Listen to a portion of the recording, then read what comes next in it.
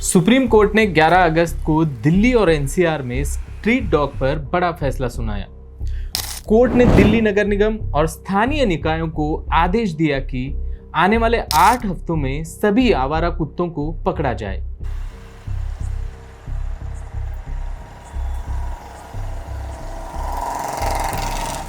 Court का यह आदेश तो आ गया है, लेकिन असली चुनौती अब दिल्ली सरकार और प्रशासन के सामने है।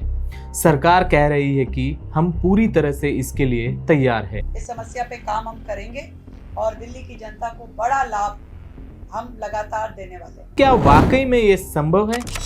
दिल्ली एनसीआर में करीब 8 से 10 लाख तक स्ट्रीट डॉग हो सकते हैं। सोचिए अगर इन्हें पकड़ भी लिया जाए तो कहां रखेंगे? कोर्ट ने कहा है कि कुत्तों को स्थायी रूप से शेल्टर में रखा जाए। कि इन कुत्तों के लिए वैक्सीनेशन, रोज का खाना, मेडिकल केयर, इसके लिए जमीन और फंड का इंतजाम कहां से करेंगे? क्या सरकार इतनी जल्दी ये सब इंतजाम कर पाएगी? 2 महीने, यस 8 हफ्ते बोले हैं इन्होंने, और ये बहुत बड़ा एक्सपेंस है। ये जो सरकार आज दिन तक इनको स्टरलाइज नहीं करा सकी, वैक्सीनेट नहीं कर सकी ढंग से, वो कैसे हम लोगों को ये आश्वासन दे सकती है कि ये एक सही डिसीजन है? आज की डेट में अगर मैं एक संस्था चलाती हूँ, मेरे पास तकरीबन 100-125 डॉग्स हैं। 100-125 डॉग्स के लिए मेरा महीने का खर्चा 8 से 10 लाख रुपए आता है। एंड इसका जो इंफ्रास्ट्रक्चर है, जो लैंड है मेरे पास, जो जगह है, वो कम से कम 8-10 करोड़ की प्रॉपर्टी है। सरकार के पास अगर इतना पैसा है तो वो इतने ही पैसे में क्यों नहीं दिल्ली में वैक्सीनेशन करवा देती, स्टरलाइज करवा देती? तो आई थिंक ये एक बहुत बड़ा झूठ है जो दिल्ली से शुरू हुआ है। ऐसी कोई पाउंड्स या ऐसी जगहें इनके पास नहीं है जहां ये 3 लाख कुत्तों को लेके जा सकें। देश की राजधानी में कई समस्याएं हैं। यहाँ पर समस्याओं की कोई कमी नहीं है।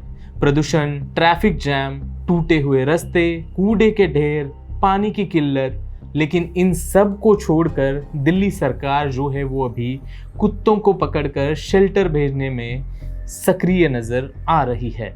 दिल्ली के सड़कों पर कुत्ते या डॉग्स अकेले ऐसे जानवर नहीं हैं जो बेकाबू घूम रहे हैं। यहाँ पर कबूतर है, बिल्लियाँ है, बंदर है, यहाँ तक कि यहाँ पर गाय भी है। लोगों को इनसे परेशानी होती है, लेकिन पाबंदी यहाँ पर सिर्फ कुत्तों पर ही है।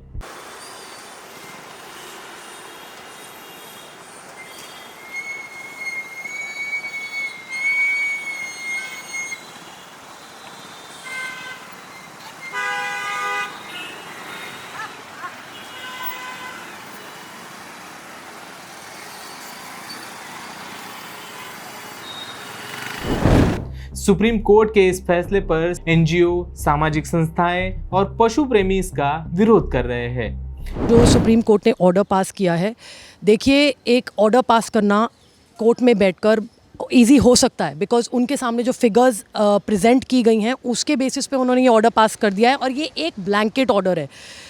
कितने डॉग्स हैं जो बाइट कर रहे हैं? बाइटिंग की फिगर्स इन्फ्लेटेड हैं। अगर हम रेबीज़ की बात करते हैं तो ये बाइटिंग की फिगर्स इन्फ्लेटेड हैं।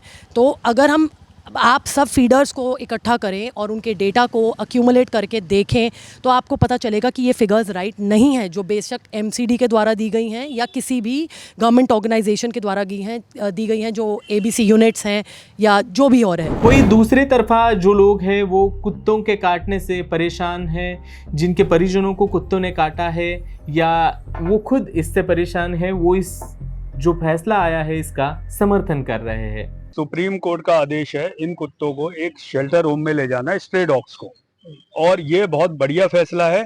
इसको हम स्वागत करते हैं दिल से कि एक जगह होंगे। लोगों को कम से कम, जो हम लोगों को जो दिक्कत हो रही है सड़कों पे चलते चलते काटना, इनका बच्चों के ऊपर काटना, औरतों को काटना, चलती बाइकों पे दौड़ना, तो ये कम से कम दिल्ली से हटेगा और ये बहुत ही बढ़िया फैसला है। हम इसको पूरा समर्थन करते हैं। कोई दूसरी तरफ कांग्रेस नेता राहुल गांधी ने एक्स पर लिखा है कि ये अमानवीय है और विज्ञान आधारित नीति से पीछे हटाने वाला ये कदम है। उन्होंने कहा है कि बेजुबान कुत्ते समस्या नहीं है, शेल्टर, नसबंदी और टीकाकरण, सामुदायिक देखभाल से सड़कों को सुरक्षित रखा जा सकता है, वो भी बिना क्रूरता से।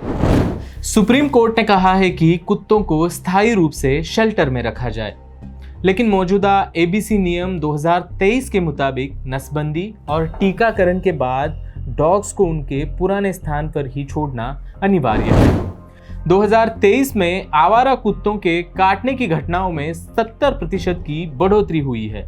2025 में रोजाना लगभग 2000 से ज्यादा मामले दर्ज हो रहे हैं। रेबीज से होने वाले मौतें भी यहाँ पर चिंता का विषय है। वहीं आज 13 अगस्त को भारत के मुख्य न्यायाधीश ने इस मामले पर पुनर्विचार की बात कही है। सीजेआई ने कहा है कि हम इस आदेश को देखेंगे और सुनवाई के दौरान सभी पहलुओं पर विचार करेंगे। द वायर के और वीडियोस देखने के लिए सब्सक्राइब करें और बेल आइकन पर क्लिक करें। स्वतंत्र पत्रकारिता की आर्थिक मदद करने के लिए डिस्क्रिप्शन में दिए गए लिंक पर जाएं और अपनी राशि चुनें।